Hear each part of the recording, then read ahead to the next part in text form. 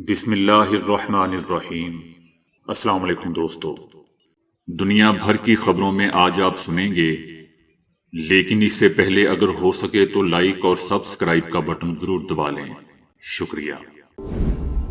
لڑکیوں پر پابندی سے تباہ کن اثرات افغانستان کے مستقبل پر پڑیں گے، اقوام متحدہ۔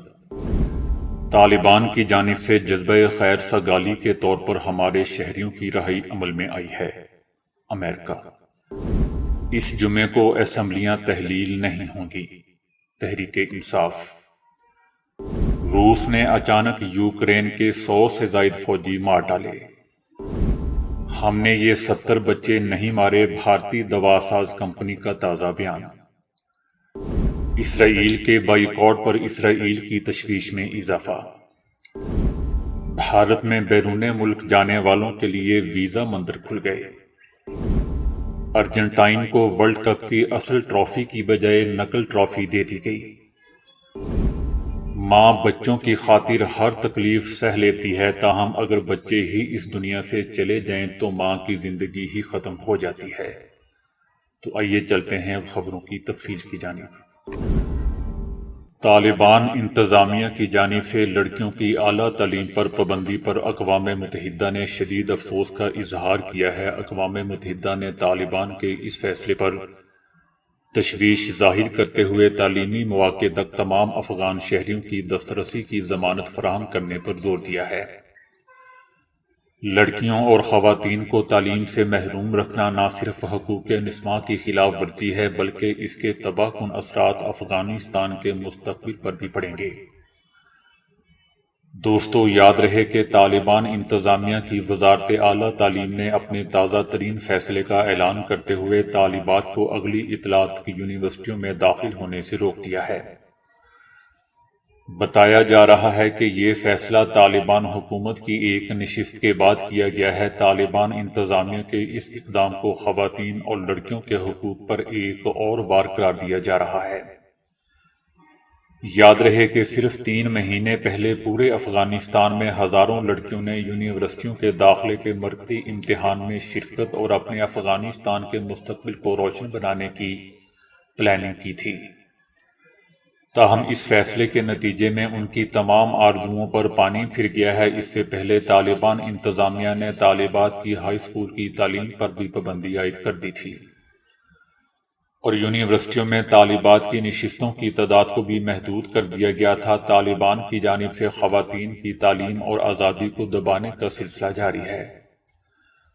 اپنے طرز حکمرانی میں نرمی کے وعدے کے باوجود طالبان نے عالمی تنقید کو نظر انداز کرتے ہوئے خواتین کی زندگیوں کے تمام پہلوؤں کو پابندیوں سے جکڑ دیا ہے۔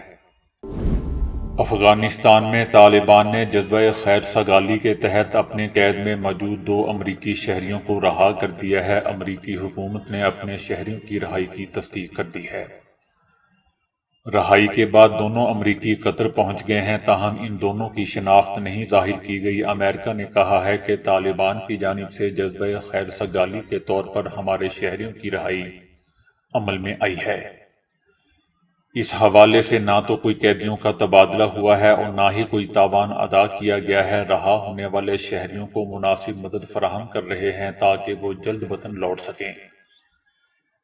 امریکی حکومت طالبان کے سامنے مسلسل اپنے قیدیوں کی رہائی کا معاملہ اٹھاتی رہی ہے، تاہم ابھی یہ نہیں پتا کہ اب بھی کتنے اور کون سے امریکی شہری طالبان کی قید میں ہیں۔ فواد چودھری نے جمعے کو صوبائی اسمبلیاں تحلیل ہونے کی نفی کر دی ہے۔ فواد چودھری کا کہنا تھا کہ پنجاب کا معاملہ تاخیر کا شکار ہوا تو اسی کے مطابق خیبر پختونخوا اسمبلی تحلیل ہوگی۔ انہوں نے کہا کہ پنجاب میں تکنیکی اور قانونی وجوہات کی بنا پر اسمبلی 23 دسمبر کو اسمبلی تحلیل نہیں ہو سکتی۔ خیبر پختونخوا اسمبلی کو پنجاب کے ساتھ ہی تحلیل کیا جائے گا۔ ہائی کورٹ کا بھی یہ فیصلہ ہے کہ اعتماد کے ووٹ کے لیے کم از کم 10 دن کا وقت دینا چاہیے۔ جمعے کو عدم اعتماد کی تحریک پر عمل کا آغاز ہو جائے گا۔ دوسری طرف رانا ثناء اللہ نے کہا ہے کہ شام 4 بجے کے بعد پرویز الہی وزیر اعلیٰ نہیں رہے۔ رانا ثناء اللہ کا کہنا تھا کہ گورنر پنجاب وزیر اعظم کو کہہ سکتے ہیں کہ صوبے میں گورنر راج لگایا جائے۔ بیوروکریسی سے کہوں گا کہ وہ آئین اور قانون کے مطابق چلیں۔ پرویز الہی کے جانے کے بعد ہمارے وزیر اعلیٰ حمزہ شہباز ہو چکے ہیں۔ دوستو، آپ خود دیکھ لیں کہ ملک کا وزیر داخلہ کیسی کیسی بونگیاں مار رہا ہے۔ بہرحال رانا ثناء اللہ نے کہا کہ عمران خان کی آڈیو حقیقت ہے، ان کی ویڈیوز بھی موجود ہے۔ تحریک انصاف کچھ بھی کر لے، آئین سے مزاحمت نہیں کر سکتی۔ آئین میں لکھا ہے کہ وزیر اعلیٰ اعتماد کا ووٹ نہ لیں تو وہ وزیر اعلیٰ نہیں رہیں گے۔ گورنر کی مرضی ہے، جب بھی اعتماد کا ووٹ لینے کا کہہ دیں۔ ہمیں معلوم ہے کہ ان کے پاس نمبرز پورے نہیں ہیں، اگر ہیں تو اعتماد کا ووٹ لے لیں۔ ان کا کہنا تھا کہ الیکشن تو تب ہی ہوں گے جب اسمبلیاں توڑ دی جائیں گی۔ اب تو یہ KPK کی اسمبلی توڑنے سے بھی بھاگ رہے ہیں۔ اگر گورنر راج لگ گیا تو اس کا وقت 6 مہینے تک ہوگا۔ رانا ثناء اللہ نے مزید کہا کہ عمران خان ملک دشمن ایجنڈے پر کام کر رہا ہے۔ عمران خان اور اس کے ورکرز گمراہی کی آخری حد کو پہنچے ہوئے ہیں۔ 1 مہینے سے اسمبلیاں توڑنے کا رونا رو رہے ہیں۔ عمران خان کا بنیادی ایجنڈا ہی یہی ہے کہ ملک کو دیوالیہ کیا جائے۔ انہوں نے کہا کہ سوائے عمران خان کے اسٹیبلشمنٹ، عدلیہ، سیاستدان اور قوم یہی چاہتی ہے کہ ملک میں استحکام ہو۔ رانا صاحب، قوم یقیناً یہی چاہتی ہے کہ خدا کے لیے ہماری جان چھوڑ دو۔ روس نے اعلان کیا ہے کہ گزشتہ 24 گھنٹوں میں یوکرین کے 140 سے زیادہ مقامات پر اس کے جنگی طیاروں، ہیلی کاپٹروں اور دوسرے جنگی ساز و سامان پر حملے کر کے انہیں تباہ کر دیا گیا ہے۔ روسی جنگی طیاروں نے لوہانسک ریاست میں ایک اسلحہ کے ڈپو پر حملہ کر کے اسے تباہ کر دیا ہے۔ اس کے علاوہ یوکرین کے 64ویں توپ خانے کو بھی ان حملوں میں تباہ کر دیا گیا ہے۔ روسی افواج ڈونیٹسک کی طرف پیش قدمی جاری رکھے ہوئے ہے اور اس آپریشن میں 100 یوکرینی فوجی ہلاک کر دیے گئے ہیں، اور روسی ایئر ڈیفنس نے گزشتہ روز 5 یوکرینی ڈرون طیاروں کو بھی مار گرایا تھا۔ روس کا مزید کہنا ہے کہ روسی جنگی طیاروں نے 2 یوکرینی MiG طیاروں اور ایک ہیلی کاپٹر کو گزشتہ 24 گھنٹوں میں مار گرایا ہے۔ روس کا کہنا ہے کہ مغربی ممالک اور امریکہ ہر طرح کا اسلحہ اور امداد یوکرین کو فراہم کر کے جنگ بندی کی راہ میں مسلسل رکاوٹ پیدا کر رہے ہیں۔ افریقی ملک گیمبیا میں پارلیمانی انکوائری کمیٹی نے کھانسی کے شربت سے 70 بچوں کی موت کے جرم میں بھارتی دوا ساز کمپنی پر مقدمہ چلانے کی سفارش کر دی۔ گیمبیا میں بھارتی سیرپ سے 70 بچے وفات پا گئے تھے۔ پارلیمانی کمیٹی نے دہلی کی فارما کمپنی میڈن فارماسیوٹیکل کے خلاف خراب دوا بیچنے پر قانونی کارروائی کے لیے زور دیا ہے۔ کمپنی نے کئی ہفتوں کی تحقیقات کے بعد رپورٹ میں بھارتی کمپنی کی تمام ادویات پر پابندی لگانے اور اس کے خلاف سخت کارروائی کرنے کا حکم دیا ہے۔ عالمی ادارہ صحت WHO نے اس سیرپ سمیت بھارت میں بننے والی 4 دواؤں سے متعلق الرٹ جاری کرتے ہوئے ان پر پابندی کا حکم دیا ہے۔ عالمی ادارہ صحت نے کہا کہ ان ادویات میں ایسے کیمیکلز موجود ہیں جو انسانی جان کے لیے زہر ہیں۔ گیمبیا میں بھارتی دوا پینے سے بچوں کے گردوں میں شدید زخم ہو گئے تھے، جس کے نتیجے میں 70 بچے دنیا فانی سے کوچ کر گئے تھے۔ دوسری جانب میڈن فارما نے الزامات کی تردید کی ہے، جبکہ بھارت میں سرکاری لیبارٹری سے اس کمپنی کی دواؤں کے ٹیسٹ کیے گئے ہیں، جن میں ان ادویات کے ٹھیک ہونے کی رپورٹ آئی ہے۔ بھارتی حکام نے بھی عالمی ادارہ صحت کے الزامات کو بے بنیاد قرار دیا ہے۔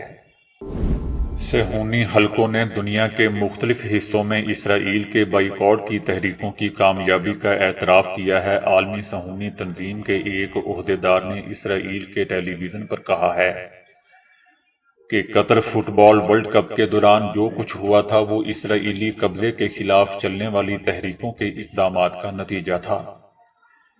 اسرائیل کے دشمنوں نے کھیل کے اہم ترین عالمی ایونٹس کو بھی صہیونیوں کے خلاف دنیا کے سامنے پیش کرنے کا بہترین موقع بنا لیا تھا۔ اس طرح کے اقدامات سے اسرائیل کے بائیکاٹ کی تحریکیں زور پکڑیں گی اور اس کے اثرات براہ راست ہماری معیشت پر پڑیں گے۔ صہیونی عہدیدار نے مزید کہا کہ ہماری تشویش اس وقت بڑی تھی جب غزہ کے خلاف 2021 کی جنگ کے بعد گوگل کے 250 سے زائد ملازمین نے کمپنی کے عہدیداروں سے اسرائیل کے ساتھ معاہدہ ختم کرنے اور بے گناہ انسانوں کو مارنے کی تحقیقات کا مطالبہ کیا تھا۔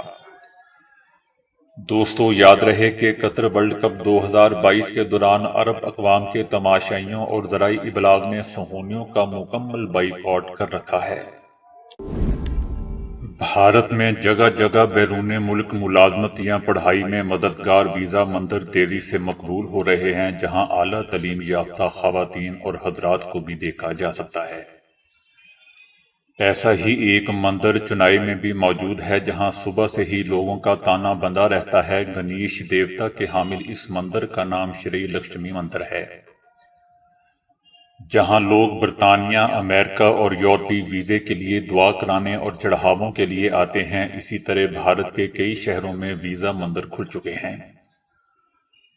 اکثر مندروں میں ہنومان کی مورتیاں بھی رکھی گئی ہیں۔ ہنومان کے متعلق کہا جاتا ہے کہ وہ ویزے کا کام کروا سکتا ہے۔ اسی طرح امریکہ مندر اور برطانیہ مندر بھی مقبول ہو رہے ہیں۔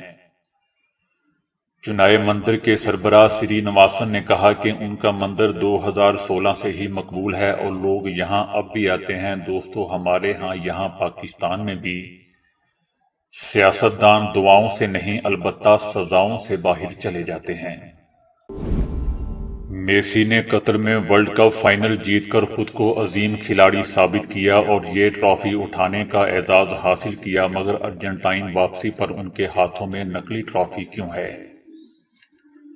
جس پر صرف سونے کا پانی چڑھا ہوا ہے؟ میراڈونا اور زیدان کی طرح اپنے دور کے عظیم کھلاڑی میسی نے قطر میں فائنل جیت کر یہ ٹرافی اٹھانے کا اعزاز حاصل کیا، مگر کیا آپ کو معلوم ہے کہ میسی کے ہاتھوں میں موجود ٹرافی نقلی ہے، جس پر صرف سونے کا پانی چڑھا ہوا ہے؟ دراصل 1970 میں برازیل کی ٹیم میکسیکو میں ورلڈ کپ جیتنے کے بعد 1930 میں ٹرافی اپنے ساتھ گھر لے آئی تھی۔ یہ ٹرافی اس سے پہلے لندن میں ایک نمائش کے دوران چوری ہو گئی تھی، مگر پھر اسے ایک ڈاگ نے اپنے مالک کے ہمراہ جنوبی لندن میں ڈھونڈ نکالا تھا۔ پھر 1983 میں یہ ٹرافی ایک بار پھر چوری ہوئی۔ یہ چوری شدہ ٹرافی پھر کبھی نہ مل سکی۔ اب ٹرافی کو چھونے کی اجازت بہت ہی کم لوگوں کو دی جاتی ہے۔ یہ سنہری ٹرافی ورلڈ کپ جیتنے والی ٹیم کو انعام میں ملتی ہے، مگر در حقیقت اب یہ فیفا کے پاس ہی رہتی ہے، مگر فاتحہ ٹیم کو یہ عارضی طور پر دی جاتی ہے۔ اس کے بعد اصل ٹرافی فیفا واپس اپنے پاس رکھ لیتا ہے، جبکہ فاتحہ ٹیم کو مستقل طور پر ٹورنامنٹ ایڈیشن ٹرافی دی جاتی ہے۔ سال 2005 میں فیفا نے فیصلہ کیا تھا کہ وہ اب فاتحہ ٹیم کو اصل ٹرافی نہیں دیں گے۔ ہاں، یہ ضرور ہے کہ فاتحہ ٹیم کو ہو بہو نقل دی جاتی ہے۔ فیفا کے مطابق فاتحہ ٹیم کو ملنے والی ٹرافی مکمل سونے کی نہیں بنی ہوتی، بلکہ اس پر سونے کا پانی چڑھا ہوا ہوتا ہے۔ قطر میں فٹ بال ورلڈ کپ کی فاتحہ ٹیم ارجنٹائن کو انعامی رقم کے طور پر 4 کروڑ 20 لاکھ ڈالر دیے گئے، جبکہ فائنل میں ہارنے والی ٹیم فرانس کو 3 کروڑ ڈالر ملے۔ یاد رہے دوستو کہ اس انعامی رقم کے پورے پیسے کھلاڑیوں کو نہیں دیے جاتے، مگر اس میں بڑا حصہ انہی کا ہوتا ہے۔ تیسرے نمبر پر آنے والی ٹیم کروشیا کو 2 کروڑ 70 لاکھ، جبکہ چوتھے نمبر پر مراکش کو 2 کروڑ 50 لاکھ ڈالر دیے گئے۔ اس کے علاوہ 5ویں سے 8ویں نمبر کی ٹیموں کو 1 کروڑ 70 لاکھ ڈالر، 9ویں سے 16ویں نمبر کی ٹیموں کو 1 کروڑ 30 لاکھ ڈالر، جبکہ 17ویں سے 32ویں نمبر ٹیموں کو 90 لاکھ ڈالر دینے کا اعلان کیا گیا تھا۔ اور بچوں کی ایسی محبت جس میں پورا گھر ہی اجڑ گیا۔ ایک ماں اپنے بچوں کی خاطر ہر تکلیف سہ سکتی ہے، تاہم اگر اس کے بچے ہی اس دنیا سے چلے جائیں تو ماں کی زندگی ہی ختم ہو جاتی ہے۔ برطانیہ سے تعلق رکھنے والی 28 سالہ فاطمہ حیدرا اپنے بچوں کی وفات کے چند گھنٹوں بعد ہی اس دنیا سے چل بسی۔ ہوا کچھ یوں دوستوں کہ ایک گھر میں اچانک آگ لگ گئی، جس کے بعد 2 بچیاں 1 سالہ نعیمہ دریمہ اور فاتحہ دریمہ جھلس کر موقع پر ہی دم توڑ گئیں۔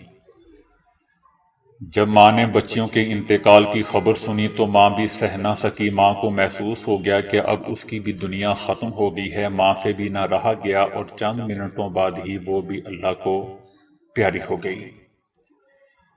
40 سالہ شوہر ابو بکر کو جب واقعے کی اطلاع ملی تو اس نے میڈیا کو بتایا کہ میں اس وقت ٹوٹ چکا ہوں کیونکہ میری بیٹیاں اور اہلیہ اس دنیا میں نہیں ہیں۔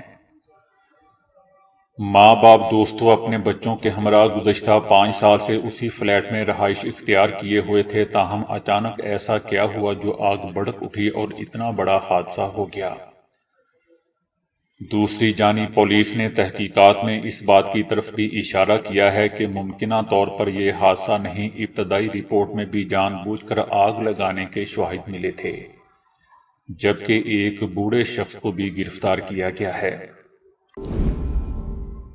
تنہائی کے متعلق شاید ہی کوئی اچھی رائے رکھتا ہو، لیکن اب ماہرین نے تنہا رہنے والے لوگوں کے بارے میں ایک ایسا انکشاف کر دیا ہے کہ تنہا نہ رہنے والے اس پر شاید رشک کرنے لگیں گے۔ ماہرین نے بتایا ہے کہ جو لوگ تنہا رہتے ہیں وہ دوسروں کی نسبت زیادہ ذہین ہوتے ہیں۔ اس تحقیق میں سائنسدانوں نے درجنوں لوگوں پر تحقیق کی۔ سائنسدانوں نے تنہائی اور محفل میں ان لوگوں کی خوشی کا لیول چیک کیا اور اس کا ان کے آئی کیو سے موازنہ کر کے رزلٹ مرتب کیے۔ سائنسدانوں نے بتایا کہ جن لوگوں کا آئی کیو لیول بہت زیادہ تھا اور وہ انتہائی ذہین تھے، وہ دوستوں کی محفل کی بجائے تنہائی میں زیادہ خوش رہنے والے لوگ تھے۔ اس کے برعکس جو لوگ دوستوں اور رشتہ داروں کی محفل میں زیادہ خوش رہتے تھے وہ ذہانت میں دوسروں لوگوں سے بہت ہی پیچھے پائے گئے۔ سائنسدانوں کا کہنا تھا کہ تنہائی اور ذہانت کے درمیان تعلق کیا ہے، اس سوال کا جواب جاننے کے لیے مزید تحقیق کی ضرورت ہوگی۔ آپ نے دنیا میں ایسی کئی چیزیں دیکھی ہوں گی جو منفرد بھی ہیں اور اپنی تاریخ کے باعث حیرت انگیز معلوم ہوتی ہیں۔ بھارتی ریاست آندھرا پردیش میں ایک ایسا گاؤں ہے جہاں لوگ اپنے پیاروں کی قبریں بنا کر انہیں اپنے قریب رکھتے ہیں۔ کزنول ضلع کے ایاکونڈا گاؤں کے رہنے والے گھر کے بالکل سامنے قبریں بناتے ہیں۔ کل 15 خاندان اس گاؤں میں رہائش پذیر ہیں۔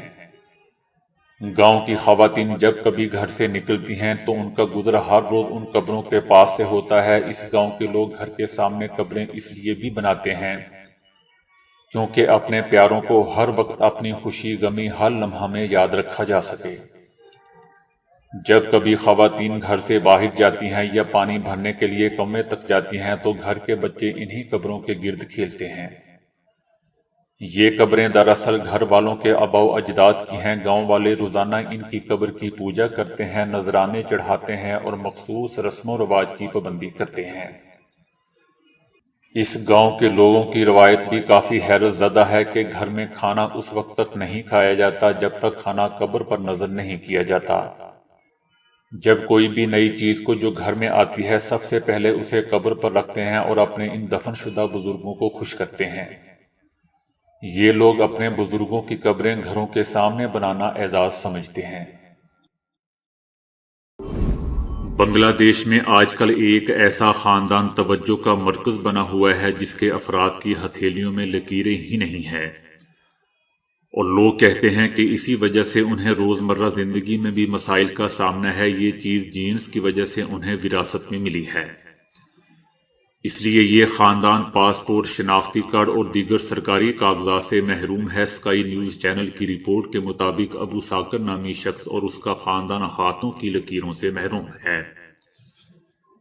اس حوالے سے ابو ساکر کا کہنا ہے کہ وہ اور ان کا خاندان ایک زمانے سے اس مشکل کا شکار ہیں۔ بقول ان کے کہ ہمارے دادا زراعت کے شعبے سے وابستہ تھے، انہیں کبھی سرکاری کاغذات بنوانے کی ضرورت ہی محسوس نہیں ہوئی، لیکن اب ہمارے لیے اس کی وجہ سے کئی مشکلات پیدا ہو رہی ہیں۔ ان کے بیٹے کا کہنا ہے کہ والد صاحب نے جب اپنے شناختی کارڈ اور ان کے سرکاری دستاویز کے لیے درخواست دی تو محکمے کی جانب سے یہ کہہ کر درخواست مسترد کر دی گئی کہ ان کے فنگر پرنٹس موجود نہیں ہیں۔ ان کا مزید کہنا تھا کہ ڈرائیونگ لائسنس اور پاسپورٹ کے لیے حکومت کی جانب سے فنگر پرنٹس لازمی قرار دیے گئے ہیں، تو میرے والد کے پاس کوئی اور راستہ نہیں تھا سوائے اس کے کہ میڈیکل سرٹیفکیٹ کے ذریعے تصدیق کرواتے کہ ان کے ہاتھوں پر پیدائشی طور پر لکیریں موجود نہیں ہیں۔ اس وقت صورتحال یہ ہے کہ ابو ساکر اور ان کے بھائی اپنے نام پر موبائل سم نہیں خرید سکتے کیونکہ اس کے لیے حکومت کی جانب سے بائیو میٹرک سسٹم اپنایا گیا ہے۔ انہوں نے مجبوراً موبائل سمز اپنی والدہ کے نام پر جاری کروائی ہیں کیونکہ ان کے ہاتھوں پر لکیریں موجود ہیں۔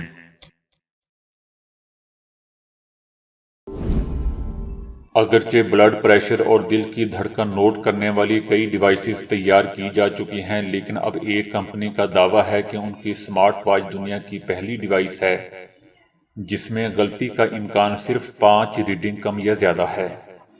اسے ڈاکٹروں کے مطابق طبی پیمانے کی ایجاد قرار دیا گیا ہے اور اس کا پورا نام B P blood pressure doctor میٹ کا نام دیا گیا ہے۔ اسے درستگی کی غرض سے FDA سے منظور کیا گیا ہے۔ یہ 24 گھنٹے دل کی دھڑکن، نبض اور بلڈ پریشر نوٹ کر سکتی ہے، نیند کا دورانیہ بھی نوٹ کرتی ہے اور پورا ڈیٹا جمع رکھتی ہے۔ اس کا پورا ڈیٹا اہل خانہ اور ڈاکٹر کو بھیجا جا سکتا ہے۔ ایک مرتبہ چارج کرنے پر سمارٹ واچ 1 ہفتے تک چل سکتی ہے۔